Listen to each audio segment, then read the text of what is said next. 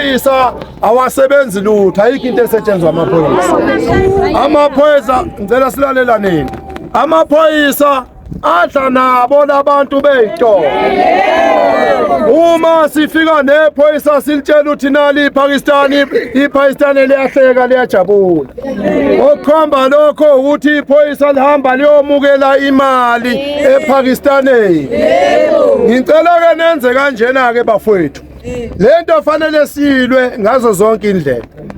Dishutheni ivene amaphoyisa efike emapasteni ishutheni. Ni videorize. Nifake itrend.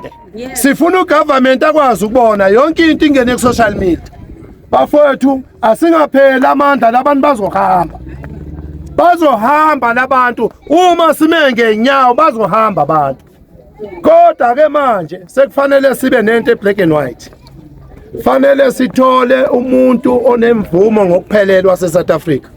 Sibe nayo leyo nto leyo. Uma siba nemashi kanje ukuthi nansi into ekufunza ube nayo, nakho kunye fanele ube nakho, fanele ube. Masike nayo leyo nto leyo, kukhona into ezisishayayo. Omunye unestem, akanayo work permit. Omunye unebusiness, akanazo incwadi zokwenza ibusiness eSouth Africa. Une passport ukuthi angene aphume. Kodwa unebusiness eSouth Africa. Bafowethu asukumeni lokhu sikulwele singabuyele emuva. Uma kusihlula manje i-decision step esizosithatha sizoqhamuka sekufanele siye straight ku government. Uma sihlula lokho organize imoto siye parliament straight sovimba iparliament. Lingasebenzi silethe ikhalo zethu eparliament. Ngoba yikho into ehlezi lapha exoxwayo lapha eparliament othi uyalalela kuhlala kuliwa njalo. End of the time into ebhlungu kakhulu engiphatha kabi mina. Ugovernment uma usuna 40 years awusavumelekile ukuthi uthole umsebenzi.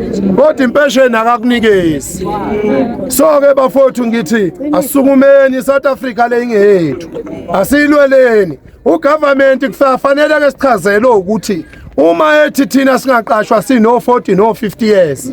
Ethi aqashwe 35 kugcina ku 35. Lona 40 yena ke akenze njani uphilo ngaphi yena? Bona baphelele. Ngiyakhumbula ukuthi noba sino 50 sino 40 ngo 94 sapota. Sabuyisa izwe selibuyile. Sekuthiwa safunekike thina kufuneka izingane zethu lezi abayifaka ama drugs. Lezi izingane zethu abayifaka ama drugs izona ezifuneka ngoba bayazi ukuthi bazayinikeza lenyawo ubhebheme ikhohle kuya lapha. So bafowethu asilweni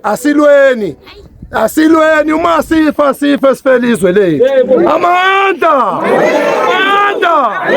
Viva South Africa, viva! Abasebenzi. Eselithi basebenzi bahlali sanibonani.